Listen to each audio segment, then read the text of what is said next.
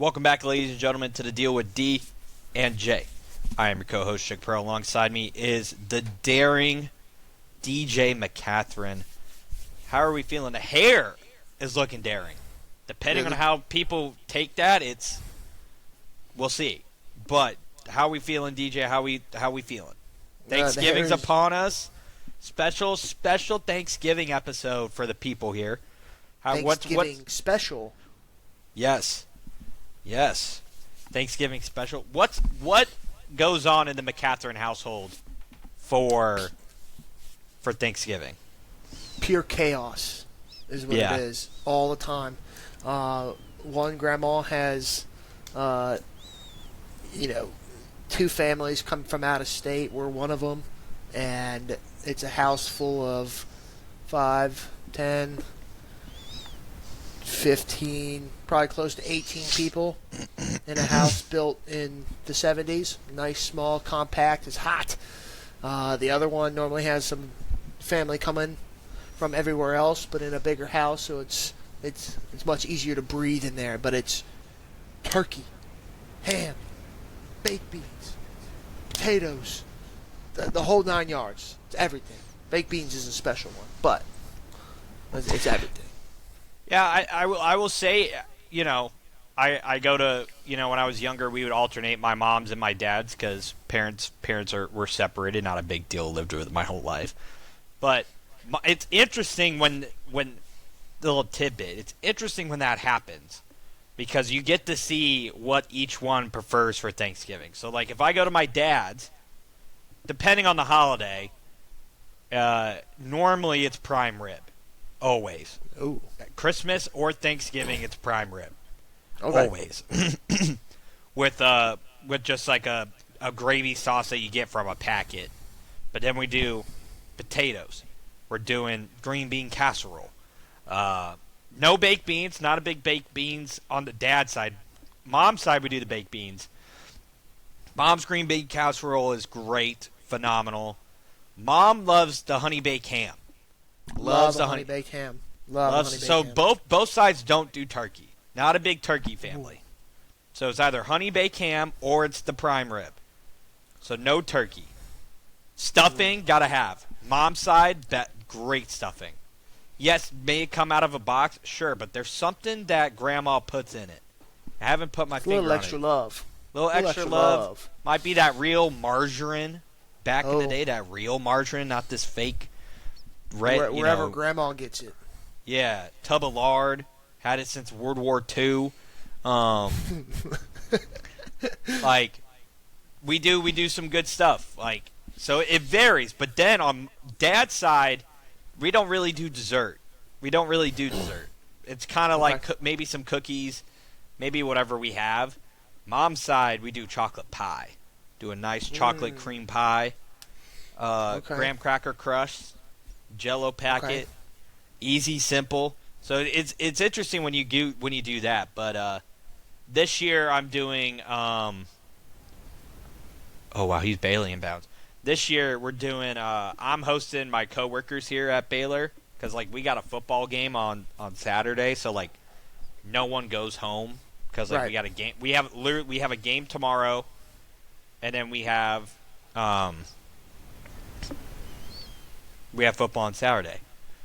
So, we have all that, and I'm making roast chicken leg quarters with a garlic, thyme, and shallot butter that's going to be basted onto the chicken after it roasts for a while. And then I got brownie mix. My coworkers are bringing mac and cheese, Hawaiian rolls, sweet potato casserole, Brussels sprouts, and I forget one other thing. And then we're going to have some bourbon. We're going to have some drinks, have some beverages, play some games, all that good stuff. But gotta start it off with the Thanksgiving, lore if we're going to do a Thanksgiving special. Of course. I mean, I think no turkey's crazy. No turkey's crazy. I mean, we're not a big turkey household either. There's one day a year. I don't care if you like the turkey or not. Suck it up. It's once a year. Once a year, turkeys meet their fate, and it's just It's got to be. I'm okay with prime rib. We normally do turkey and ham. So Yeah, I mean, if we host more people, like we think about it. If we're hosting like other families, like we'll talk about it. When we used to go to our grandparents, it used to be turkey. Like no, turkey was it. exactly. But we live, but it's me, stepdad, brother, and mom. Not stepbrother, real brother. We do the ham. We do the honey bake ham. Mm-hmm. That's what we do. And the dad has done prime rib for the last several years. Every once in a while, mom may want to do something different. One year we did barbecue because it was her first year in Texas. Like we did, we'll do stuff like that. Dad really wants to smoke a brisket one day, but we're not. He doesn't have a smoker, so we're not quite there yet. One day. One day it varies. Like he has like a not a green. He doesn't have a green egg, but he has something close to it in that shape. But it just can't. It's just not large enough to handle a full brisket. You know what I'm saying? Like he could do maybe some pulled pork, maybe some ribs. Not enough to do a full brisket yet, just because it takes so long. But fair enough. Well, DJ, enough turkey. Let's dive right into college football. Has been kind of nuts here, and I think we should, rather than talking about what teams we think are good, what teams we think are bad, to start, let's talk about the systemic problem that college football is facing right now, which is, to me, the systemic problem is the college football playoff and the misunderstanding of what schools need to do for their, to put their resources where. And that also goes with media companies. Like, everyone's putting their resources in the wrong baskets right now. I have a hard time thinking a lot of, when you look at college football right now, the big problem is the playoff. You only can get 12 teams in there, right? Only 12 teams, right? The committee thinks, the solution is adding more teams, which then will cause a trickle-down effect to where you're going to cause some teams that just get it, like you're putting. I'm gonna put it like this. It's like bobbing for apples, Most of the time, you're drowning. You're just getting waterboarded. But if you get that one chance to get the apple and win the prize, you'll just keep doing it. And that's what the college football playoff is. It's the gold ticket. And the problem is the committee is thinking, I know the solution. We add more teams, which then will cause a trickle-down effect, being like teams who have no business getting in, now have a chance. Versus what the committee should really be evaluating is how are we evaluating the 12 teams, right? Because the way they evaluate it right now is terrible. Do you know what they do? They break it off into pods of 4. They block off the teams. So they'll go 1, 2, 3, and 4. They'll be they'll rank through 4. Then they'll take the next pod, rank through 4. Take the next pod, rank through 4. That's how they break it down, which is why we don't see Notre Dame and Miami being heavily talked about, because they're not in the same pods right now. Right. So there's a systemic problem of Josh Pate and Joel Klatt. I love these guys when it comes to college football because they're very clear and concise on where the problem is. And as you have ADs actively searching for head coaches, instituting who goes to what everybody plays for. You have Hunter Yurchek from Arkansas, the head of the committee, due to Mac Rhodes' surprising step down. He is leading the charge while Arkansas is currently looking for a head coach. That should be the only thing he's focused on. I think the committee needs to be more than just ADs. ADs only care about their vested interest in their school and in their conference. So it's in Hunter Yurchek's best brain to get 6 SEC teams in there. Which, if Texas beats A&M this weekend, we're looking at 6 teams making the playoffs. Which is ridiculous. Texas should be nowhere near. Should be nowhere near it. But guess what? If they beat A&M, you're looking at A&M, Georgia, Bama probably should be in it because they have the best wins out of everyone. Bama, Oklahoma, A&M, and then I forgot who my 6 was going to be. Oh, Ole Miss. There's your 6. Vanderbilt's right there too. Right there too. So where do you go if you're the committee, if you're the college football world? Then it changes every year what they care about. This year it's eye test. Last year it was resume. 2 years ago it was how healthy your team was, right? And then it just varies. You just had better wins because you played tougher competition due to all these metrics that are still skewed. ESPN's metrics are skewed towards the SEC because the SEC is on ESPN. Right. You see, everyone has their own models. Everyone has their own way of tracking analytical data. Excuse me. But there should be something said for playing games and what you see with your eyes. And then it's hard just because there's so many teams that just don't play each other. That makes it hard. And right now I think there's a real problem because I think the committee looks at it and goes, we're not even going to give this 12-team thing a try. We're going to expand it immediately. Versus, how do we make this the best possible model so we could expand? Because the 4-team model was pretty simple. Big 10 winner, SEC winner, Big 12 winner or ACC winner, and then the second best SEC team or Big 10 team. Normally. That was the model. You never really got all 4 conference champions in there. Right. So, I think I'm not in this camp. I think there's a real problem right now because we're seeing it unfold, which this brings us into kind of the next segment that we had on our thing. But it brings into the problem of Miami, Notre Dame, and it brings in the problem of Alabama, and it brings in the problem of all these different things because there are common opponents, and you're playing mixing and matching. You're making a case for one, and you're making a case for another. When it should just be when you watch the game, who are the best 12 teams? And then you're talking about the ACC may not be in there because the 2 group of 5s might be ranked higher than the ACC champion. And it's well, I think that's a dumb rule, too. I don't think it's just a rule. It's just the format in which it goes, where it's the... Yeah, I mean, James Madison is going to get incredibly disrespected, but I think for some people it's James Madison is incredibly disrespected because I don't even see this in the newest... They're not even in the top 25 in this newest rankings that just dropped.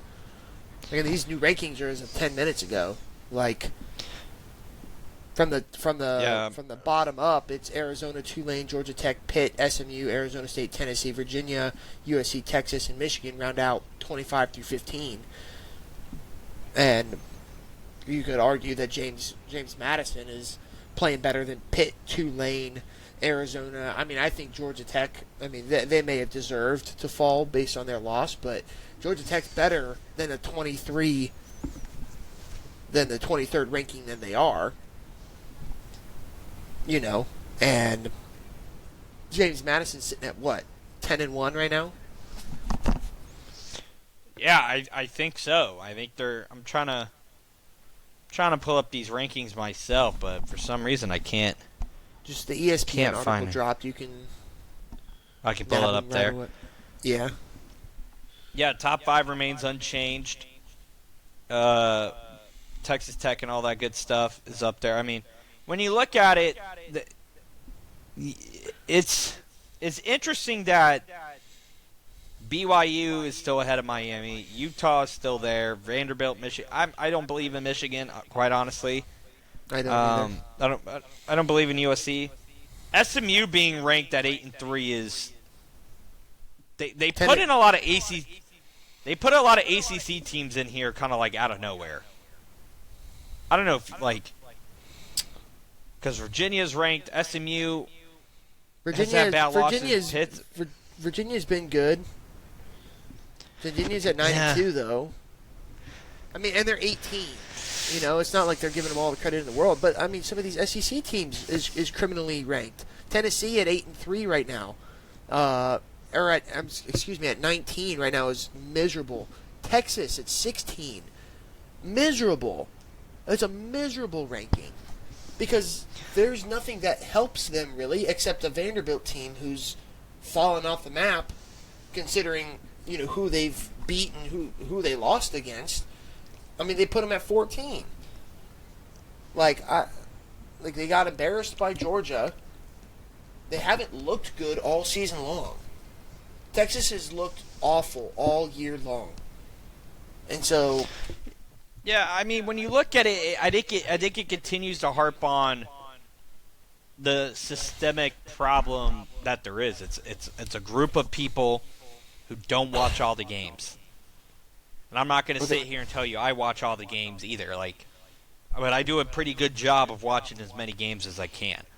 And I think when you look at it from an outside lens, you're just having some of the people they're not the right people to be making these decisions.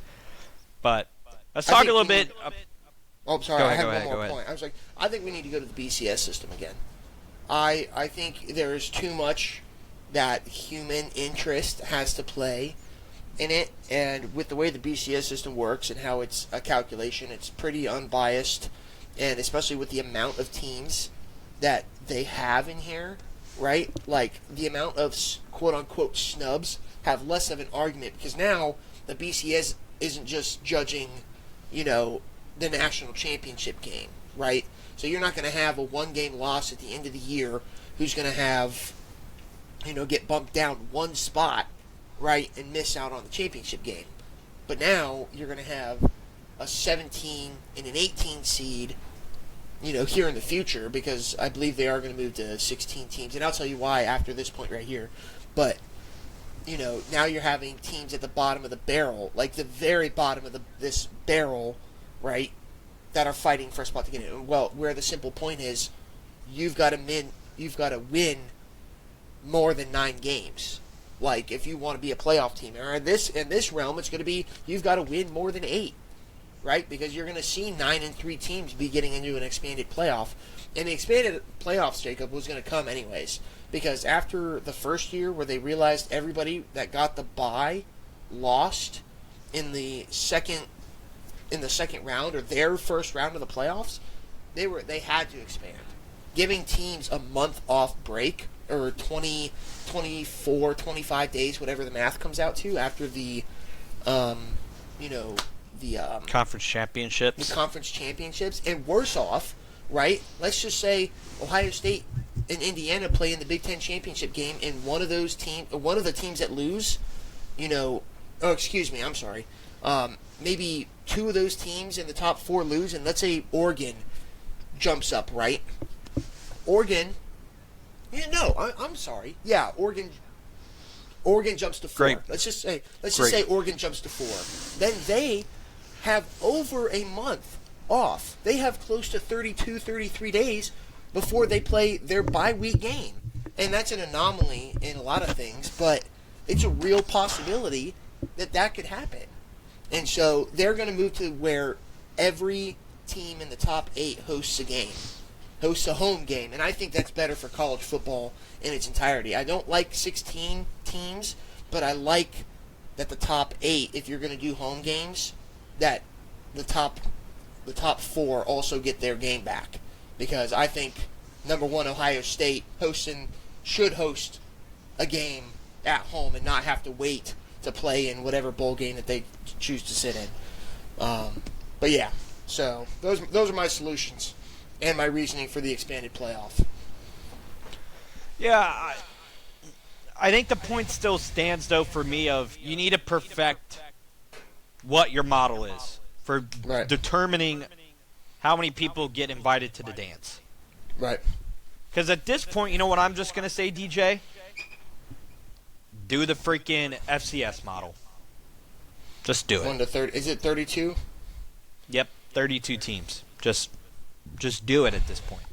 You know what I'm saying? Like, that's where we're going.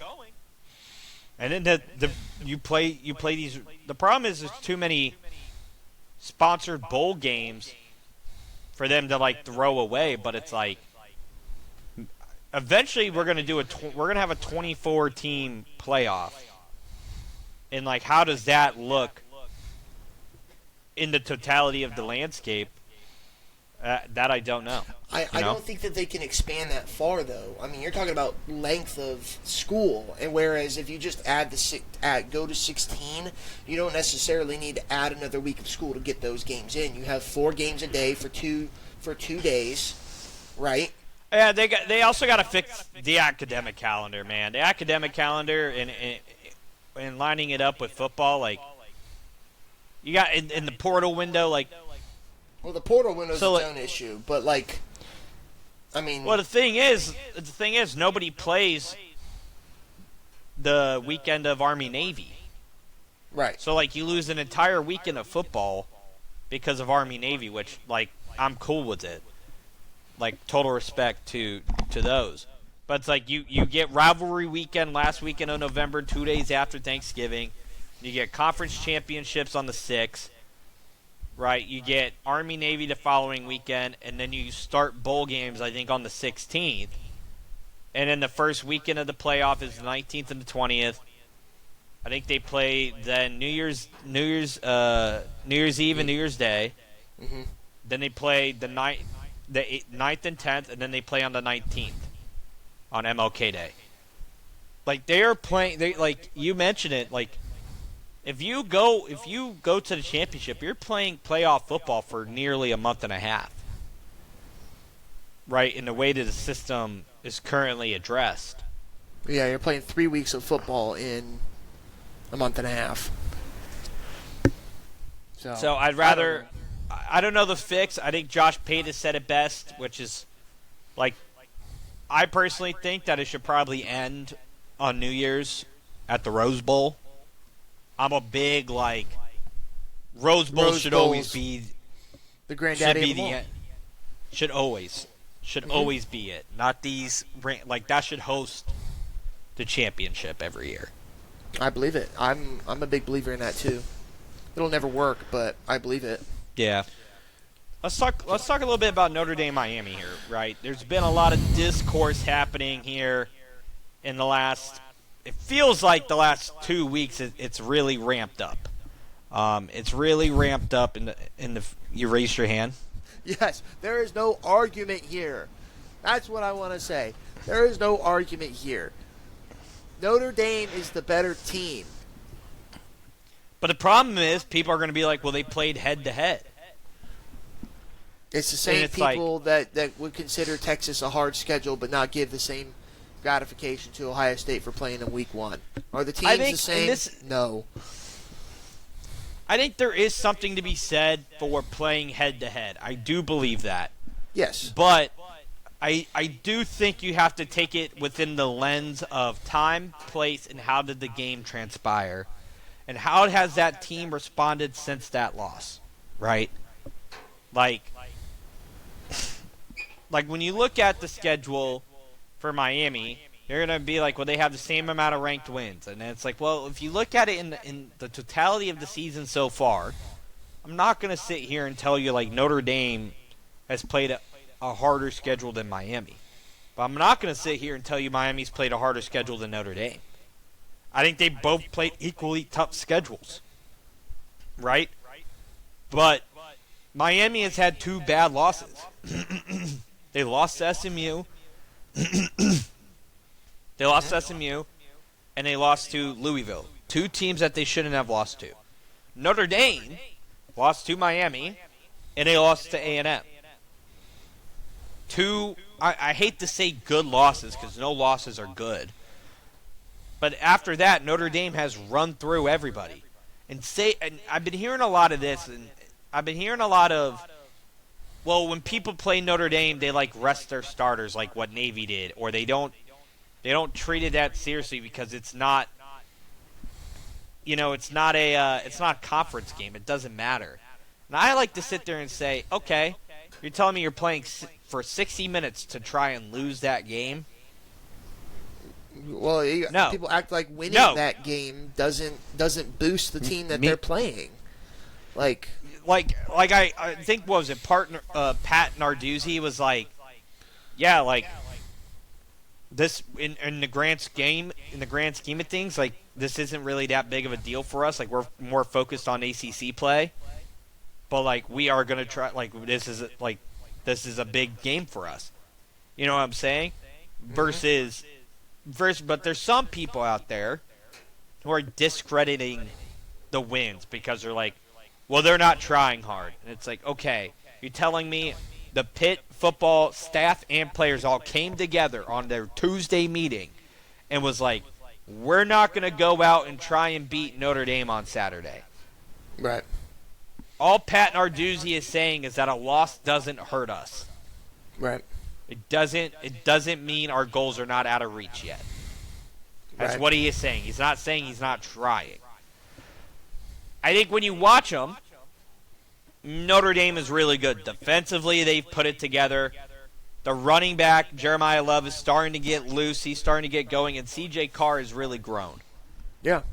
I think Miami is keeping the pressure on. I think normally when we expect Miami to falter, this is normally the time when they do it, but because I think they're trying to force the committee's hand of like, we need to get as close to Notre Dame as possible in order to get an at-large bid. So I think as they continue to push, I think that's where Miami's going. But, I mean, imagine it comes down to Miami making the playoff and not making the playoff. There are 4 teams, or 3 teams, there are 2 teams right now between Miami and Notre Dame, and Miami's at the 12th spot, which means they're going to be out because of the group of 5 team that comes in. It would be Tulane at this point. Imagine the committee flips Notre Dame and Miami because of their head-to-head week 1. Like you have said throughout the entirety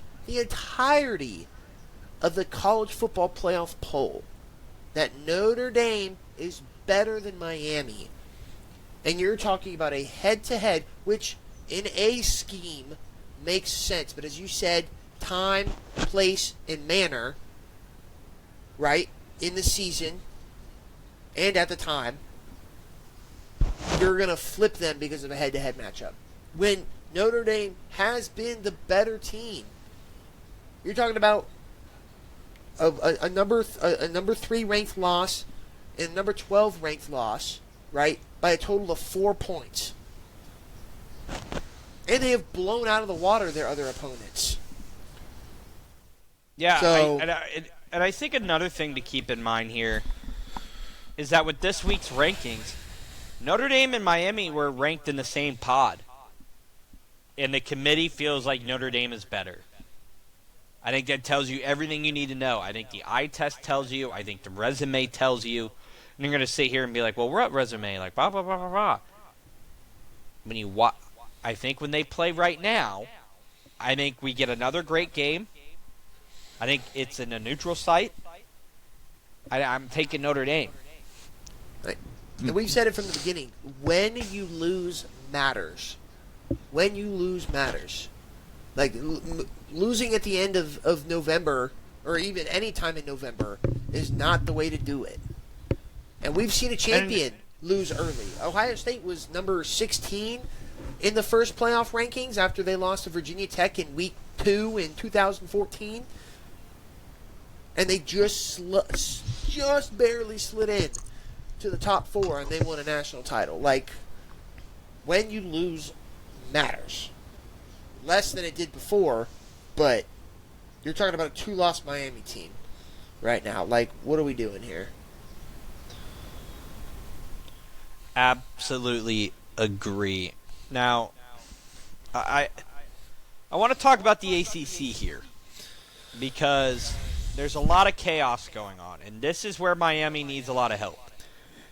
Because as of right now, and as it stands today, I believe SMU and Virginia are the two teams in the playoff. Not in the playoff, or in the ACC title game. Which means Miami has to go get an at-large bid.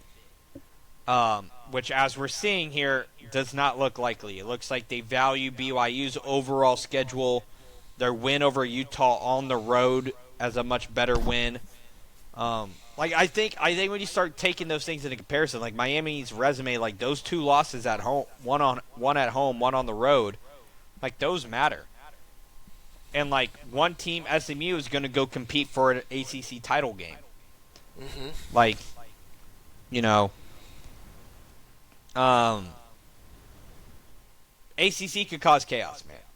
If Virginia Tech does the unthinkable, if Pitt does the there's just so much chaos that can be had. I think I read somewhere that if Pitt wins, or I forget who, I think if Miami wins and a bunch of if Duke or all of them lose, it's like a 6-way tie for first. Yeah, I read that somewhere. It was nuts. But all right, now, man, I like Virginia and SMU's chances to get to the playoff. They're going to be the highest ranked ACC team. You're looking at the way they value it. They love Tulane as that group of 5, so they're going to be okay there. But yeah, man, when you look at this from a totality standpoint, where does the ACC go? Like, you got a bunch of teams in here ranked, which is good. The committee respects that. But right. you got a bunch of 8-3 teams, versus, you got a 10-1 Oregon, a 10-1 Ole Miss, a 10-1 Texas Tech, a 10-1 Georgia, 11-0, 11-0, 11-0, 9-2 Oklahoma, 9-2 Notre Dame, 9-2 Bama. ACC needs a lot of help, man. They need a lot of help, but I'm kind of here for the chaos. But we're also getting set up, DJ, for an incredible conference championship weekend. These next 2 weeks are gonna be arguably the best. I mean, we talk about the rivalry weekend, or I'm sorry, the ACC chaos that could happen. Rivalry weekend is right here, and you know how many teams could play spoilers this weekend? Auburn, Alabama. You know how big that game is this year? As Nick Saban says, that place is haunted. Jordan O'Hare Stadium is haunted. And Alabama's got to travel to them this year. And they have a chance to knock Alabama out of the playoffs. If I'm a Hurricane fan, I'm rooting for War Eagle on and on and on this weekend. Who else gets a chance to play spoiler? Virginia Tech? Texas gets a chance to play big time spoiler. Yeah, but they're not the spoiler that allows Texas A&M to fall out of the playoffs. Yeah, but it would cause pure pandemonium because it would knock BYU out. Because let's say BYU here goes and avenges that loss to Texas Tech in the Big 12 title game. Are you keeping out 2 Big 12 teams? If Texas does what here? If BYU beats Texas, okay, right. Let's take a look at this here. Right, I think if the way I am looking at the tiebreakers, right, A&M loses to Texas, they're at 7-1, and you're looking at a 4-way tie for 7-1, assuming Ole Miss and Bama and Georgia all take care of business, right? Mm-hmm. Bama gets in. Right. With a win, they're in because they have the tiebreaker over Georgia, and I think similar, like whatever the case may be, over A&M. But then it's like, I think Georgia gets in over Ole Miss because Georgia beat Ole Miss. Okay. So, like, if Texas wins, they they would knock spoil an A&M out of SEC the championship. SEC, which they haven't won a conference title in like forever. Since like Dak Prescott, right? Did they even win the title that year? Brother, that is Mississippi State. Mississippi State. I'm sorry. Yeah, Dak Prescott was Mississippi State. Texas Manziel? A&M, no, Manziel never won an SEC championship. never won. Their last conference title was, I don't even know. I don't think it's been in my lifetime, if I'm being quite honest with you. National conference titles. Here we go. 1998 was the last time they won a conference title game. Wow. And then that was in the Big 12. Yep, and that was head coach Solcom. Wow. That was in the Big 12. 1998 was the last time Texas A&M won a conference title game. No, that would be big time spoiler, for sure. But I mean, if everyone does their business here, DJ, I just wanna set you up here, right? Just for next weekend, and then we'll touch on Rivalry Week. If everybody wins in the American, we're getting North Texas versus Tulane. The winner of this probably going to the playoff. Yeah. In the ACC, Pitt is currently ahead of them, but if Miami wins, Pitt's out of the ACC. If SMU and Virginia win, we got Virginia and SMU with a ticket on the table to go to the college football playoff. Mm-hmm. In the Big 12, you got Texas Tech and BYU. Gonna be phenomenal. Gonna be so good. Texas Tech having one of the most incredible years I've ever seen in college football. And BYU trying to punch their ticket. And BYU, with a win, probably punches their ticket in. Well, they do. They will. They can't lose. Yeah, they will. Texas Tech then hangs on by a thread. Then we get this incredible Big Ten title matchup of Indiana-Ohio State. Going to be incredible. And then we mentioned it before in the SEC. You could look at A&M versus Alabama, Bama versus Georgia, Georgia versus A&M if Alabama loses. Like, there's so Ole Miss just kind of just sitting there. And then you got the James Madison Dukes just trying to do everything they can to try and get into the playoff. We're looking at an incredible slate next weekend potentially if all things stand to say. But DJ, before we do that, we gotta talk about Rivalry Weekend. Let's start with let's go rapid fire here. Try and keep it short and sweet. Ole Miss, winners? Mississippi State. Picking winners. Ole Miss, Mississippi State. I'm only doing the big matchup. So the Egg Bowl. Ole Miss, Mississippi State at Mississippi State in Starkville. Oh, you have Ole Miss losing. No, I'm asking you. I was just repeating. I thought you said I have Ole Miss in Starkville. No. Yeah. No, I've got Ole Miss rolling. I really think that Lane Kiffin's got a lot to fight for here, and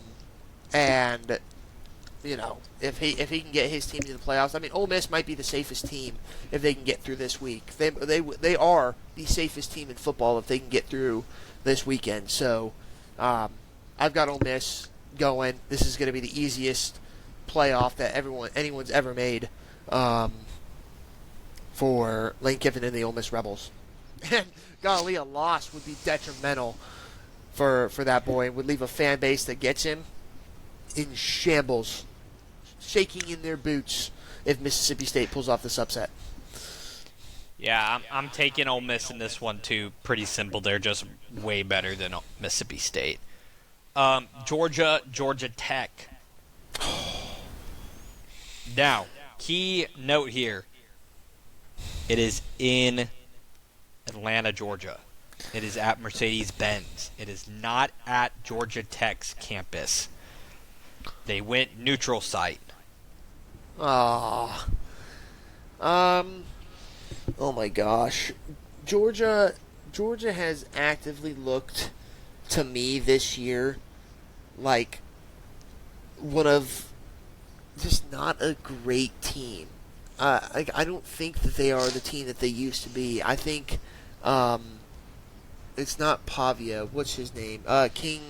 Haynes King has been one of the most tremendous stories this year, and I think Georgia Tech goes into this game with, well, one, they've got everything to fight for, right?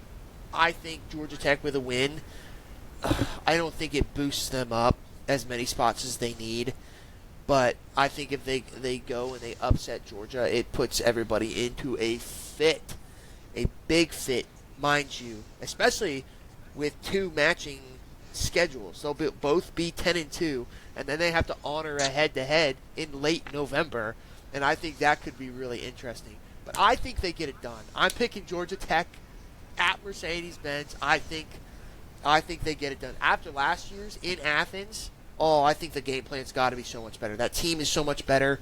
I think Georgia Tech gets it done this year.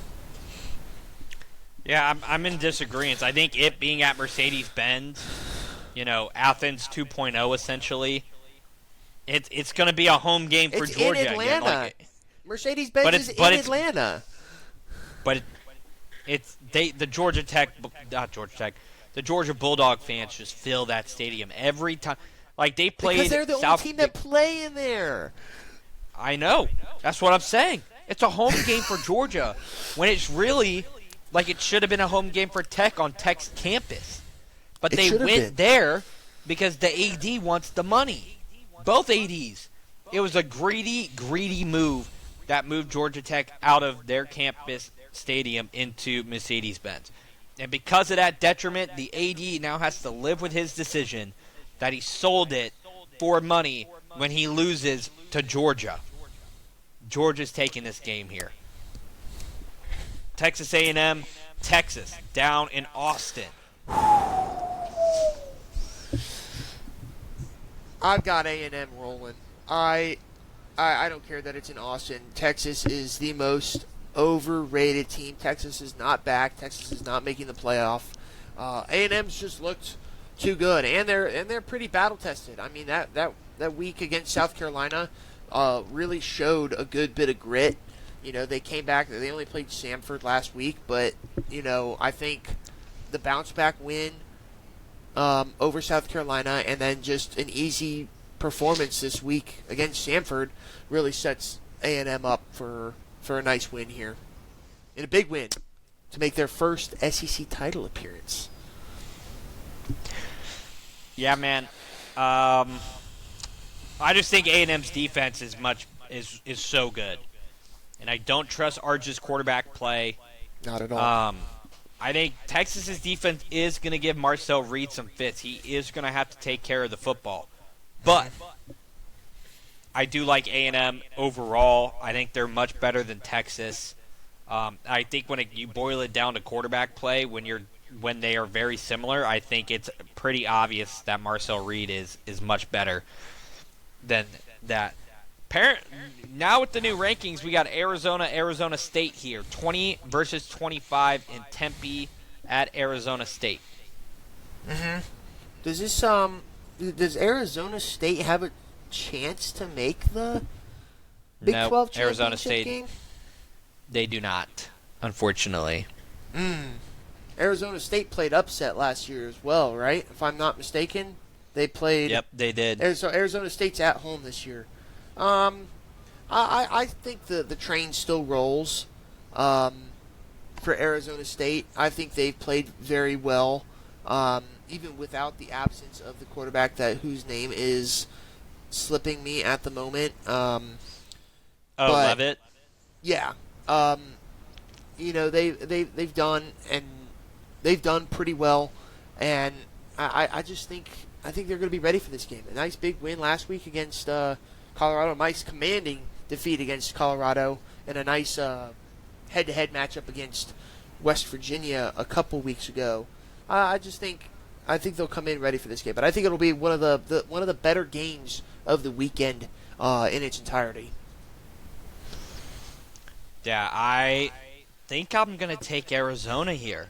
I Ooh. think Noah Fafita and that offense, I think is clicking at the right time. I think Arizona's going to play a great game.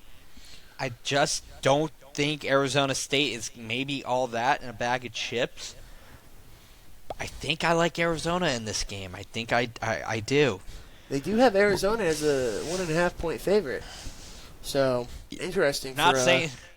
Not that that's Not much, saying much. But it's on the road.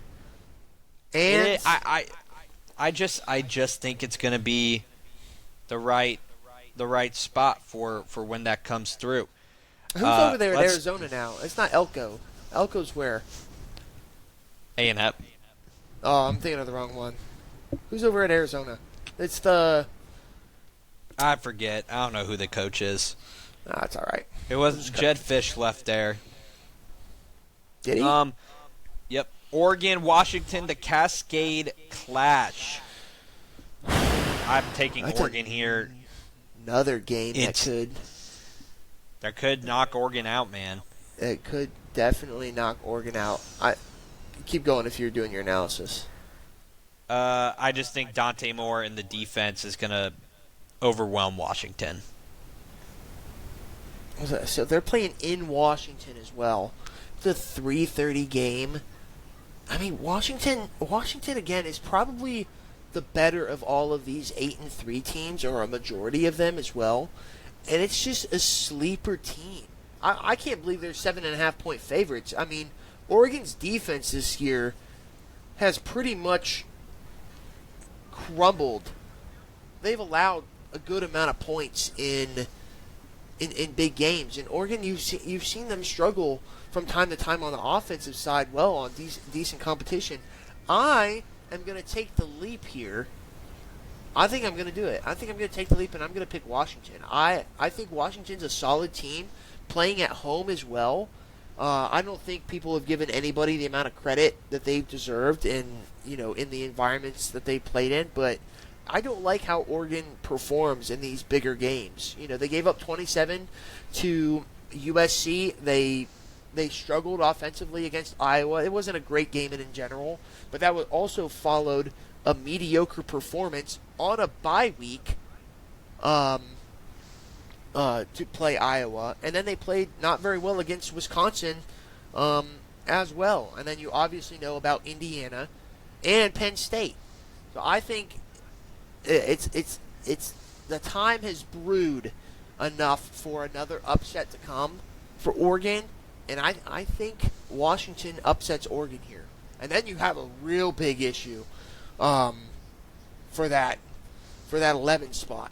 But I'm going to pick Washington in this one. We'll save. Normally, I like to go in not chronological, but we'll save your game for last. Miami, game. Pittsburgh. The game, sir. The game. No, listen, The game. I'm wrong. No. It's Stolen Valor. You know it's literally Stolen Valor. The game. From who? Who? Harvard, Yale. The game.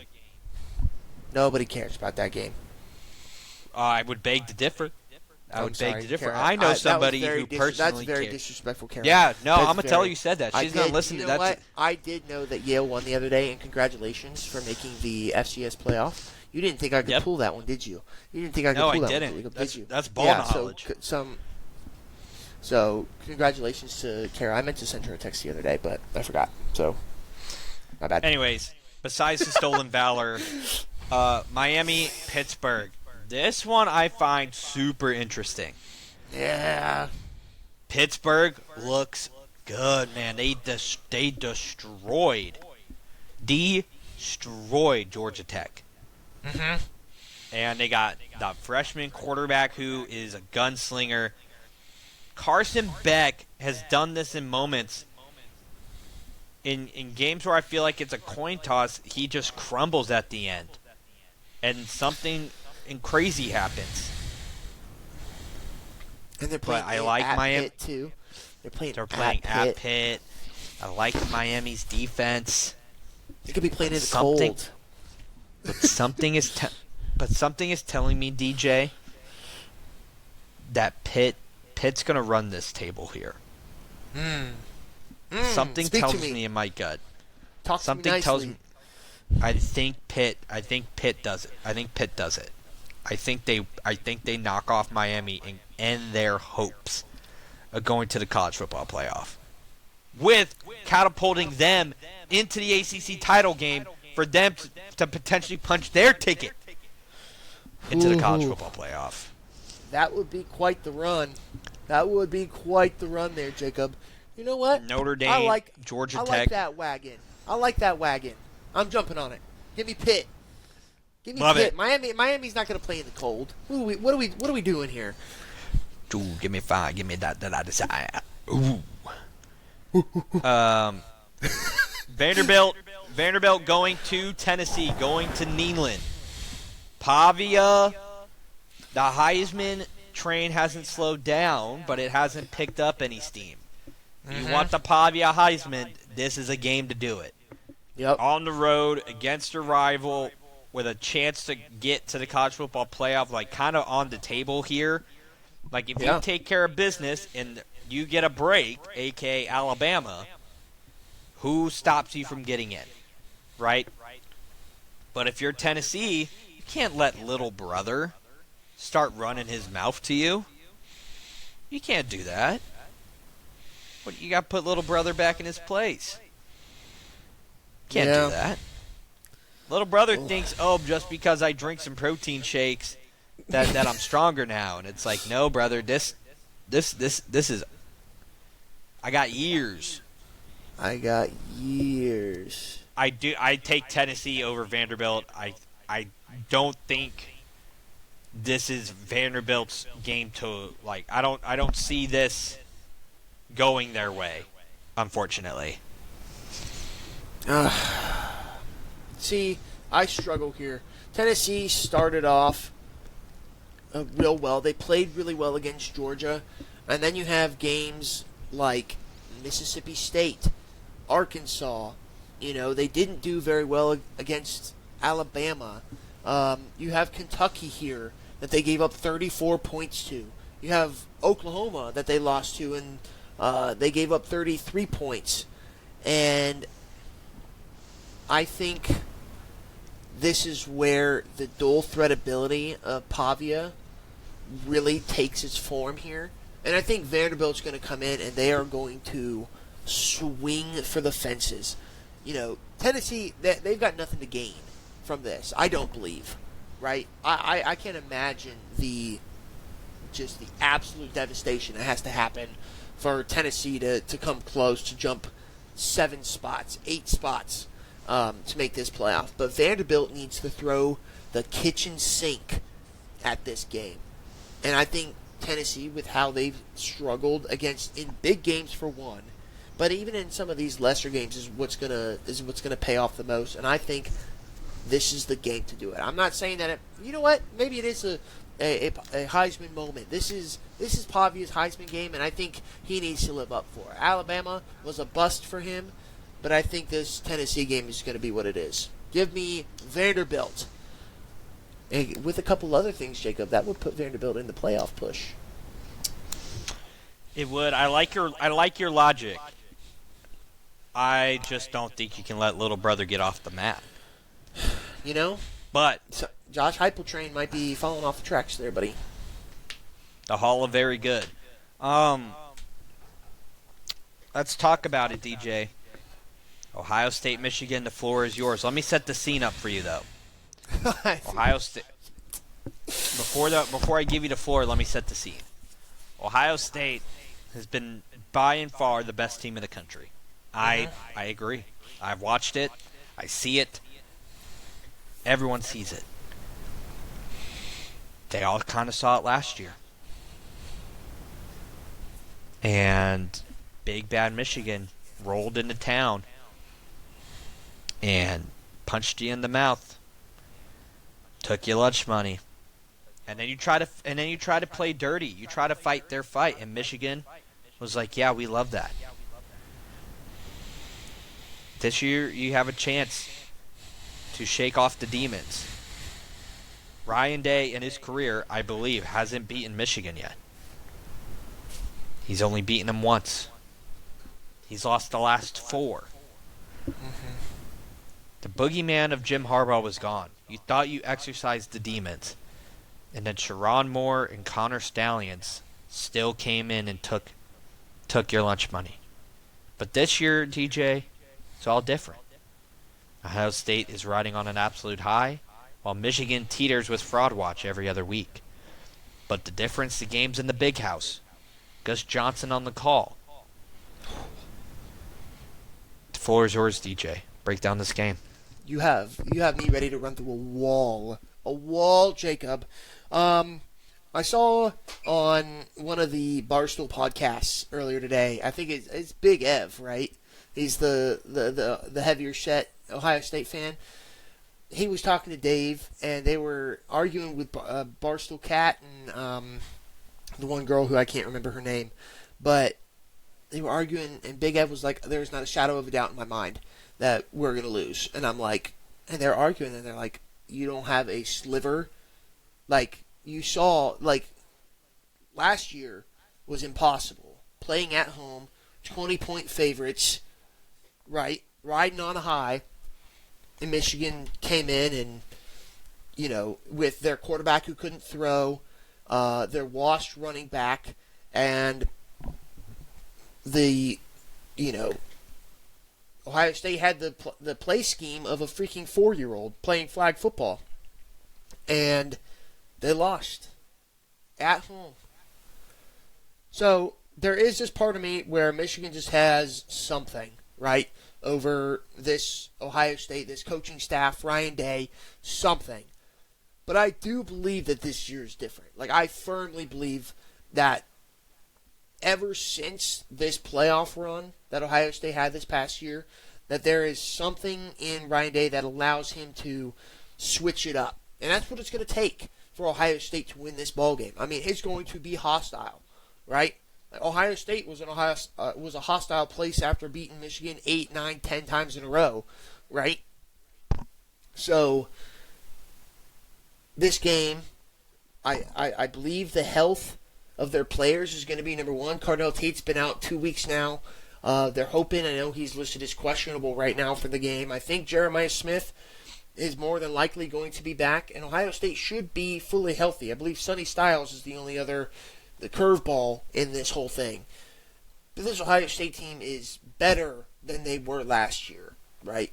I believe in every facet of the game. I mean, Fielding, our field goal kicker, missed 2 field goals last year. That would have won us the game last year. And there's just a different mindset. The defense wasn't the problem last year. We only gave up 14 points or 13 points. So Michigan does, though, have this opportunity to throw the kitchen sink. They have everything to gain from beating Ohio State. They will book their ticket to the college football playoff. They will make the Big Ten championship game, leaving Ohio State behind. This Ohio State team hasn't seen a trip to Indianapolis, right? They haven't. So, and Ohio State really has nothing to lose except for a Big Ten trip to the Big Ten championship for losing this game. And not that I think that's the mindset of anybody in that locker room, but the game, we saw it last year, that the record truly doesn't matter when it comes into this game. But this year, I think the role and how Ryan Day has played these teams this year, the way that Michigan has had to fight week in and week out, that's just not what Ohio State's been this year. They have beaten teams and they've called off the dogs, right? It'll be interesting to see if Ohio State has to play 4 quarters of football and what that's going to be like. We had to see them claw to get away from Penn State, right? They had a close first half and then they pulled away. But they may need to play 4 quarters of football. Everyone might need to play their heart out for 60 minutes instead of 30 minutes or 45 minutes. And it'll be interesting to see what that is like because they haven't had to do that since week 1 against Texas. So, but in my pick, I am going to pick Ohio State. I don't know what the spread is. Do you know what the spread is in this game? Let's see here. Ohio State 9.5. 9.5-point favorites. I kind of like the spread. Ohio State's defense also has the opportunity to become the number one defense of the last 30 years, surpassing Georgia's defense in points allowed per game. I'm not quite sure that'll happen in this game, but Sherrone Moore has to have a great game plan, and I know he's got tricks up his sleeves. I know he had play calls in the past, so that was a joke. That was funny. It's fine though. But I'm gonna pick Ohio State. I do think I think Ohio State needs to throw the book at Michigan in this game because Indiana, if they act like this game is their championship game, they will lose the following week to Indiana. So I think that's kind of the mindset that Ohio State needs to come in. They come in, take care of business against Michigan. I think they have a real shot at bringing home the Big Ten championship game, and act like Michigan was just another game. So I got Ohio State 27-10. Yeah, I think this is a much better Ohio State team than last year, minus the running backs. I mean, no one's going to have that good of a running back tandem, That was tough. probably for a little bit. You got Judkins and Henderson, two second-round guys. I think when you look at it, Sane is playing some of the best football he is. I think you're getting Cardinal Tate back. You're getting Jeremiah Smith back at the right time. I think Bryce Underwood isn't even that good, honestly. Right now, I don't think he's that good.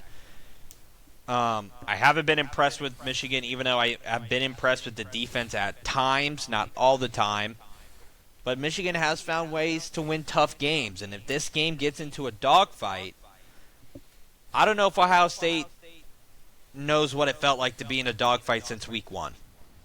Right. Like, Ohio State has cruised through this schedule, and if it turns into a dogfight, Michigan's been gritty all year. We're going to find out what Ohio State is made of. And that's not what you want to find out from your team in Week 14 going into a Big Ten title game. Right. So when you look at it, rival. or against your arch rival, I am leaning Ohio State. I do think it's going to be very close. I think it's going to be closer than you want. But I just don't think closer than I want. I just don't think the quarterback play for Michigan is going to get them there. But then again, they had worse quarterback play last year and they beat Ohio State. But I think Ohio State realized what they needed to do in this schedule and what they needed to do this season, and I think they've handled it really well. Yeah. Well, DJ, it's getting to be a little bit of a longer episode here. Let's talk briefly about the NFL. Let's breeze. Let's talk briefly through it because I'm going to just give you your playoff picture as it currently stands. Okay? Mm-hmm. Your current 1 seed is the New England Patriots. Wow. Too soon. Number 2 is the Denver Broncos. Number 3 are the Colts. Number 4 are the Ravens. At 5, you have the Chargers. At 6, you have the Jaguars. At 7, you have the Buffalo Bills. At this moment in time, the Chiefs are currently on the outside looking in. And they don't own tiebreakers over the Steelers or the Texans either. Those top 3 teams reminded me of the good old days. Yeah, right? Those were some throwbacks there. I think there's a lot of interesting conversations you can have here because the Patriots have played a pretty light schedule. They played the Bills, who they beat. They played the Bucks, who they beat. It's a very interesting schedule that the Patriots have played. They haven't really played like high quality teams. Right. The Colts have played some good quality teams, but there's something about the Colts where you just sit there and you go, when is Daniel Jones going to come back to life? I love the Broncos. I think they got it clicking. Bo Nix knows what to do. He's a little bit of too big of a gunslinger sometimes. But Troy Franklin's looked good. Cortland Sutton, Pat Bryant. The running game is starting to get going, and the defense of the Broncos just keeps finding new levels. The Chargers, I'm not sold on yet. You got to be a good team without your star left tackle. And I know Joe Alt's the man, but we got to do better. Mm-hmm. I love the Jags. I think the Jags are in a perfect spot. Teams are sleeping on them. They figured out the defense, and Trevor Lawrence has kind of unlocked himself, which is Trevor Lawrence. Yeah, I think so. Did you see that their last game? I don't care. They won. That's all I care. The 3 interceptions, including a pick six. I know the pick six is to a lineman on a batted ball, but like no. If he's Jameis. Okay. He's Jameis 2.0. Jameis didn't do squat in the playoffs. He's Jameis 2.0. Fine. I'll take that. Jameis 2.0. I didn't say he unlocked himself for the better. Just said he unlocked himself. My bad. I didn't let you finish. I'm sorry. I bet you were just gonna diss the crap out of him. Yeah, I wasn't. I love Trevor. I love Trevor Lawrence. He's Josh Allen and the Bills are a bit worrisome for me right now because you've lost to the Dolphins and you've lost to the Texans. And you got a tough stretch of games here between the Steelers, Bengals, and Patriots. Browns have a tough defense, and the Eagles. But I'm not exactly in love with where they're at. The defense has to get it together. And them not having a true number one receiver is starting to really show.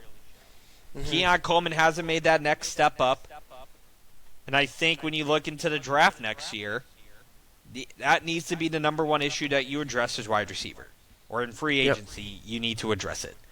You haven't been the same since Diggs left, and teams are just teeing off on the run game. Even though you have a good run game, they're still teeing off on it. Allen has been good. It hasn't been great at times. They worry me. Texans, Steelers, Chiefs. The Chiefs are an interesting one. Because what if I told you, DJ? Well, DJ, what if I told you that in another universe, this universe actually, that the Panthers and the Chiefs have the same record? It would have been interesting. I would have thought you were talking about 2015 Cam Newton. I know. But here we are. It's incredible. The Panthers have come a long way.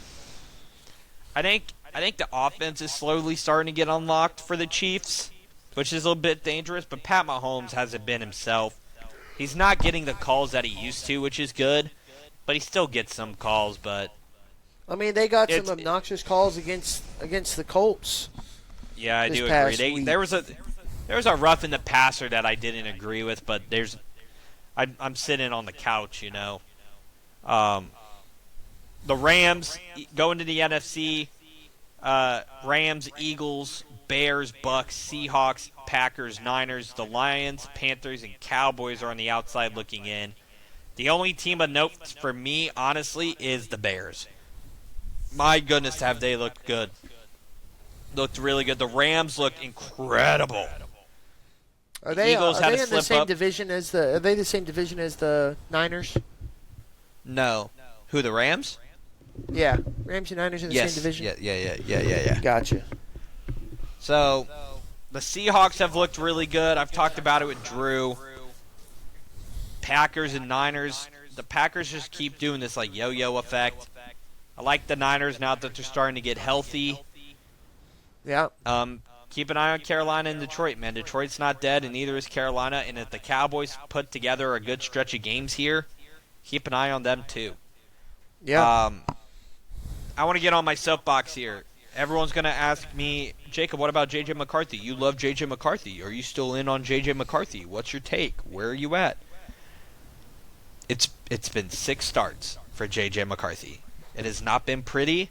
I didn't expect much, but holy shit, my expectations weren't this low. Like they were low, but holy shit, right? I'm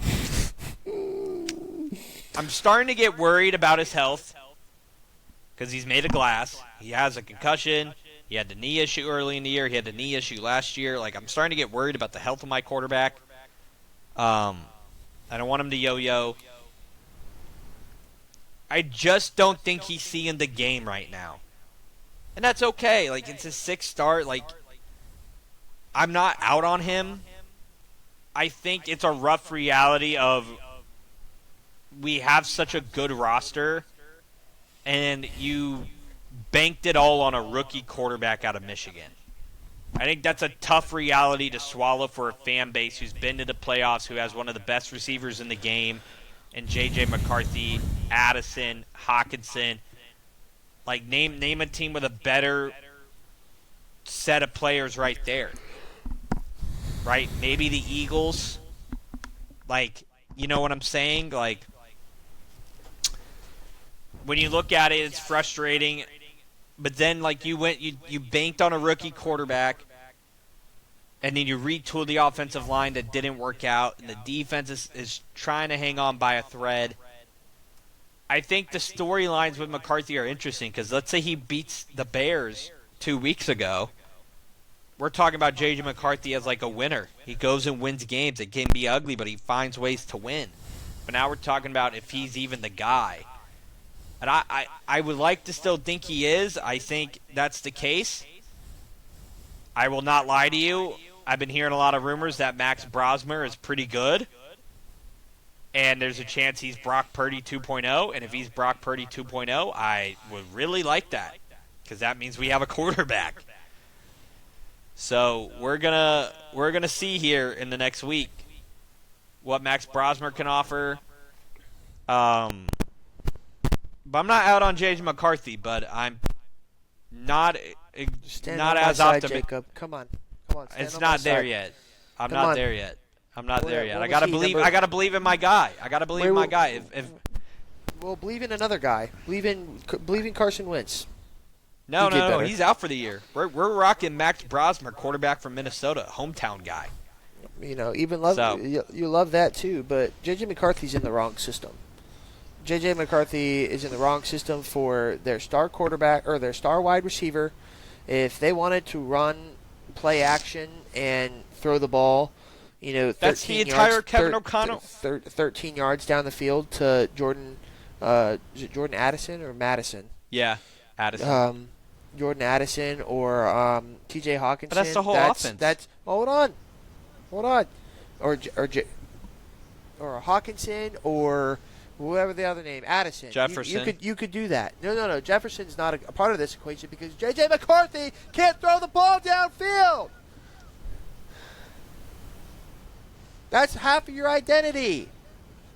Is J.J. McCarthy throwing the long ball to freaking Justin Jefferson? That's Justin Jefferson's game. Like, yes, he could throw the ball short, but no, you can't have you can't have Jefferson 40 yards down the field when your quarterback can only throw it 30, or whatever the ratio you want is. No. Hell, Jordan Addison can go down the field for the long ball too, but your quarterback can't get it there. And even if it is there, it's not accurate. Time and time again, timing's off. Timing's bad. Decision-making's horrible. And your offensive line the offensive line has not been great. I mean, the quarterbacks have been sacked 39 times this year, which is absolutely absurd. But, nonetheless, you've got a receiver who needs the ability to go long, and for your quarterback to hit him on the streak when he makes the corner fall, or he beats the safety. Like, you need that. And if you can't get it there, you've got the wrong quarterback, and he's not doing anything exceptionally well. So please, for the love of all that is holy, join my side. J.J. McCarthy is out. Bring in the hometown guy. You're already there. I'm cool with that. Yeah, but in order for that to happen, you need to be on my side so they can boot him out. No, Anakin, I will not join the dark side. On Brosmer. I am in on Brosner. Yeah, but you're not I'm out not on worried. McCarthy. You can't do this thing here. There needs to be one or the other. I need to see Brosmer before I make a decision. But, yeah. Well, upset with DJ, quick little episode, little NFL talk. Just we still have a long way to go. The Cardinals did trade away Sonny Gray. Cool with it. We got some good prospects. We Where got did he him go? off the books. Red Sox. Everybody always goes to We the Red got Sox. we got a bullpen guy and their number 5 pitching prospect. Is that back So. to the Red Sox? Was he on the Red Sox before? No. No? He was I'm a tripping. Yankee before. Other AL East team. That's right. But any parting words, DJ, for our listeners?